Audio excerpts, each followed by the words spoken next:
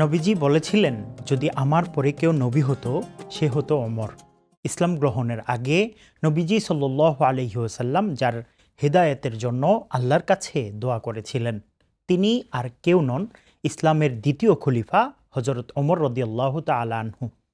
ইসলাম বিজেতা বীর সেনানী নবীজির প্রিয় এই সাহাবী ছিলেন রাসূলুল্লাহ সাল্লাল্লাহু আলাইহি ওয়াসাল্লাম থেকে ১৩ বছরের ছোট। তার ইসলাম গ্রহণে মুসলমানদের সাহস ও উৎসাহ উদ্দীপনা বেড়ে গিয়েছিল বহুগুণ। তিনি ছিলেন দৃঢ় ও সাহসী, বিচক্ষণ, ন্যায়পরায়ণ।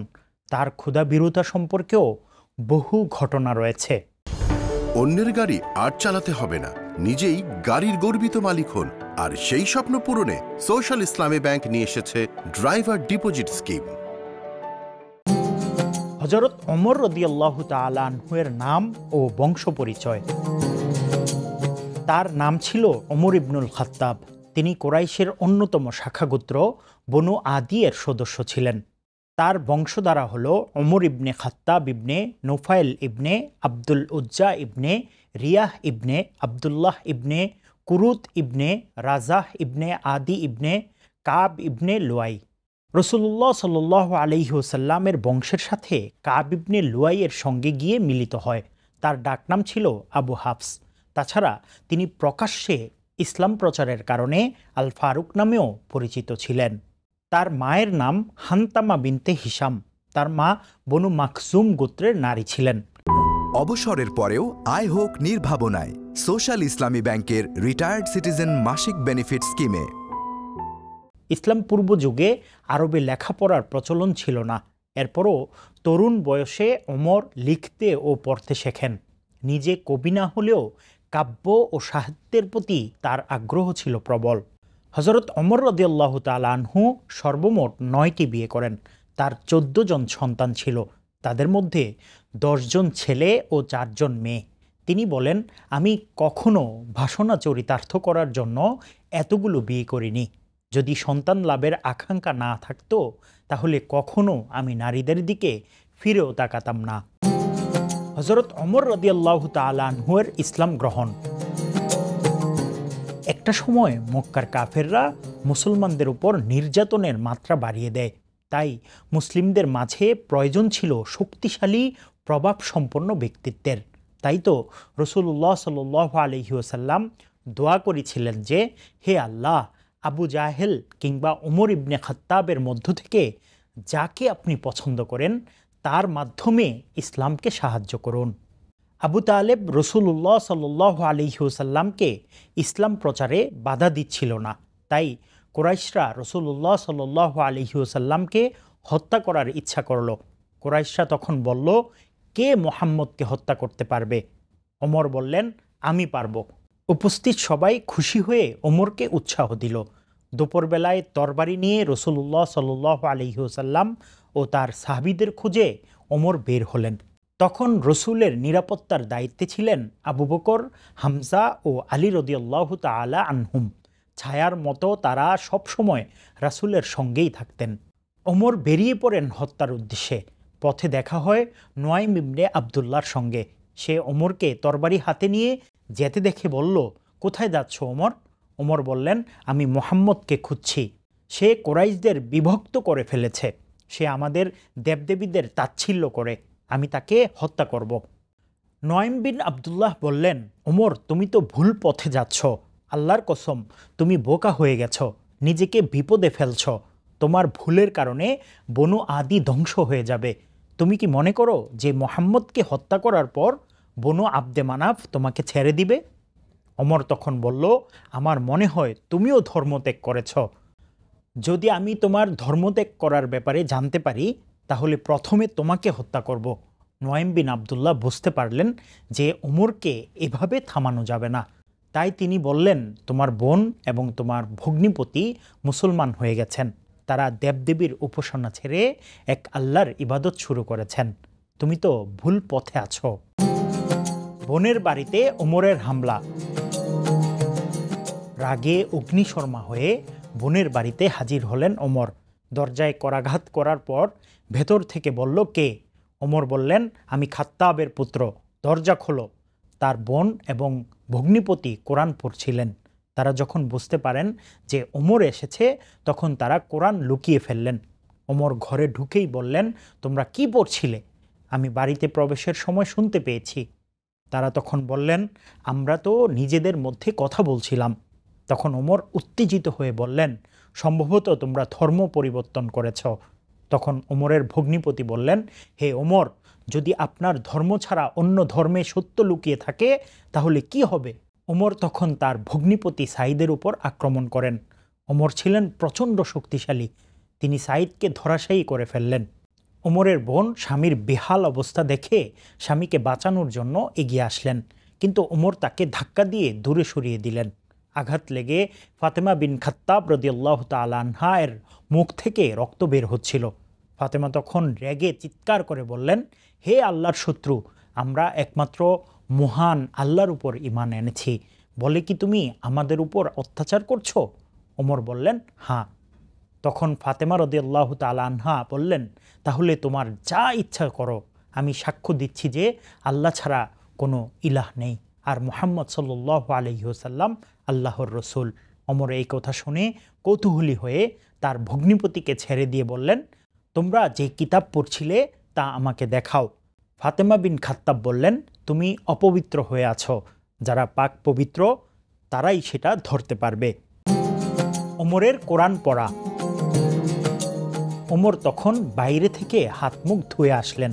এরপর বোনের হাত থেকে কোরআনটি নিয়ে পড়তে লাগলেন। তাহা মা আনজালনা আলাইকাল কুরআনা লিতাশকা ইল্লা তাযকিরাতাল লিমান ইয়াখশা তানজিলাম মিম্মান খালাকাল আরদা ওয়াস সামাওয়াতিল উলা। অর্থ, তহা, আপনাকে কষ্ট দেওয়ার জন্য আমি আপনার প্রতি কোরআন অবতীর্ণ করিনি, বরং যে আল্লাহকে ভয় করে তার জন্য উপদেশ হিসেবে অবতীর্ণ করেছি, যিনি পৃথিবী ও সুউচ্চ আকাশ সৃষ্টি করেছেন। একের পর এক আয়াত পড়ছেন আর ওমর রাদিয়াল্লাহু তাআলা আনহু ক্রমে বিস্মিত হচ্ছিলেন। ইসলাম সম্পর্কে ওমর রাদিয়াল্লাহু তাআলা আনহু এর আগ্রহ প্রকাশ। কোরআন পাঠের পর ওমর বললেন, এই কিতাব থেকেই কি কুরাইশরা পালিয়ে বেড়াচ্ছে? এরপর তিনি আরও তেলাওয়াত করলেন, ইন্নানি আনাল্লাহু লা ইলাহা ইল্লা আনা ফা'বুদুনি ওয়া আকিমিস সালাতা লিযিকরি ইন্নাস সাআতা আতিয়াতুন আকাদু উখফিহা লিতুজজা কুল্লু নাফসিম বিমা তাসআ। অর্থ, নিশ্চয় আমি ছাড়া কোনো সত্য ইলাহ নেই, সুতরাং আমার ইবাদত করো এবং আমার শরণার্থে সালাত কায়েম করো। নিশ্চয় কিয়ামত আসবে, আমি তা গোপন রাখতে চাই, যাতে প্রত্যেককে স্বীয় চেষ্টা সাধনা অনুযায়ী প্রতিদান দেয়া যায়। এই আয়াত পড়ার পর ওমরের কৌতূহল আরও বেড়ে যায়। সে মুহাম্মদ সাল্লাল্লাহু আলাইহি ওয়াসাল্লামের সঙ্গে সাক্ষাৎ করতে আগ্রহ প্রকাশ করে।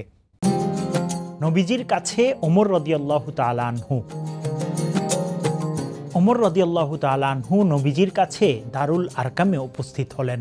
তার হাতে তখনও খোলা তলোয়ার। দরজায় করাঘাত করার পর সাহাবারা দরজা খুলতে ভয় পাচ্ছিলেন। তখন হামজা রাদিয়াল্লাহু তাআলা আনহু বলেন, তোমাদের কি হয়েছে? তাকে আসতে দাও। যদি ভালো উদ্দেশ্যে আসে তাহলে তো ভালোই, অন্যথায় তার তরবারি দিয়ে তাকেই হত্যা করা হবে। রাসূলুল্লাহ সাল্লাল্লাহু আলাইহি ওয়াসাল্লাম ওমরকে দেখে জিজ্ঞাসা করলেন, হে খাত্তাবের পুত্র, কোন জিনিস তোমাকে এখানে টেনে আনলো? ওমর বললেন, হে আল্লাহর রসুল, আমি আপনার প্রতি ঈমান এনেছি, আর আপনি যা এনেছেন তার প্রতিও ঈমান এনেছি। রাসূলুল্লাহ সাল্লাল্লাহু আলাইহি ওয়াসাল্লাম খুশিতে আল্লাহু আকবার বলে তাকবীর দিলেন। সঙ্গে সঙ্গে সাহাবারাও আল্লাহু আকবার বলে খুশি প্রকাশ করলেন। এভাবেই রাসূলুল্লাহ সাল্লাল্লাহু আলাইহি ওয়াসাল্লামের দোয়া কবুল হলো। ওমর রাদিয়াল্লাহু তাআলা আনহু এর ইসলামের দাওয়াত। নবুয়তের ৬ষ্ঠ হিজরিতে হযরত ওমর রাদিয়াল্লাহু তাআলা আনহু ইসলাম গ্রহণ করেন। তখন তার বয়স ছিল ২৭ বছর। ইসলাম গ্রহণের পরপরই ওমর রাদিয়াল্লাহু তাআলা আনহু কাবার কাছে গিয়ে ঘোষণা করলেন, আমি ইসলাম ধর্ম গ্রহণ করেছি, মুহাম্মদ সাল্লাল্লাহু আলাইহি ওয়াসাল্লামকে নবী হিসেবে গ্রহণ করেছি। অমুসলিম অবস্থায় যাদের সাথে ওমর রাদিয়াল্লাহু তাআলা আনহু ওঠা বসা করেছেন তাদের কাছে গিয়ে হাজির হলেন, তাদেরকে জানালেন ইসলাম গ্রহণের কথা। হযরত আব্দুল্লাহ ইবনে মাসউদ রাদিয়াল্লাহু তাআলা আনহু বলেন, ওমর মুসলমান হওয়ায় আমরা গর্ববোধ করতাম, কারণ তিনি মুসলমান হওয়ার আগ পর্যন্ত আমরা কাবাঘর তাওয়াফ বা কাবায় নামাজ পড়তে পারছিলাম না। এরপর থেকে আমরা কাবাঘর তাওয়াফ করতাম এবং নামাজ পড়তাম। ওমর রাদিয়াল্লাহু তাআলা আনহুয়ের ইসলাম গ্রহণের পরেই মুসলিমরা কাবায় প্রবেশ করতে পারে।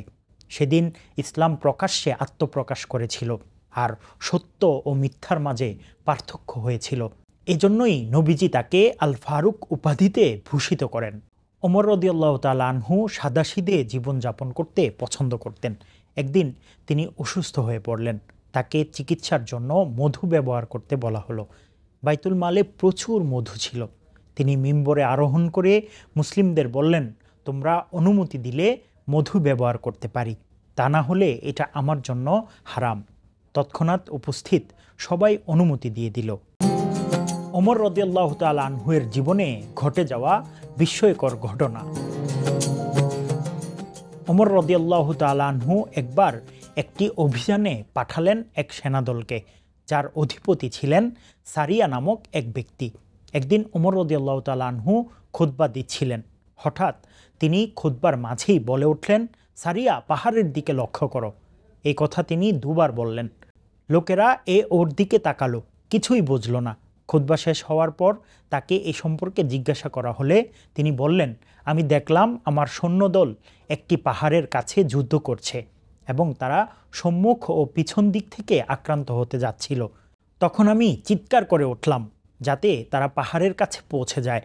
কিছুদিন পর সারিয়ার বার্তাবাহক খবর নিয়ে এলো যে ওই দিন জুমার নামাজের সময় পর্যন্ত তারা যুদ্ধ করে যাচ্ছিল। হঠাৎ সেই সময় তারা চিৎকার শুনতে পেল, সারিয়া, পাহাড়ের দিকে লক্ষ্য করো। দুবার শোনার পর আমরা পাহাড়ে পৌঁছে গেলাম আর আল্লাহর ইচ্ছায় বিজয় লাভ করলাম। খলিফার মর্মান্তিক মৃত্যু। হযরত ওমর রাদিয়াল্লাহু তাআলা আনহুর খিলাফত কাল ছিল সর্বমোট 10 বছর 6 মাস। তিনি হিজরির 23 সালে 24শে জিলহজ বুধবার মসজিদে নববীতে ফজরের নামাজের ইমামতি করার জন্য দাঁড়ালে হযরত মুগিরা ইবনে শুবা রাদিয়াল্লাহু তাআলা আনহুর দাস আবু লুলু বিষাক্ত তরবারি দ্বারা হযরত ওমর রাদিয়াল্লাহু তাআলা আনহুকে আঘাত করে। এতে তিনি গুরুতর আহত হয়ে পড়েন। আহত অবস্থায় 3 দিন কেটে যায়। 27শে জিলহজ তিনি শাহাদাত বরণ করেন। তাকে মসজিদে নববীতে নবীজির পাশে হযরত আবু বকর রাদিয়াল্লাহু তাআলা আনহুর কবরের বাম পাশে দাফন করা হয়।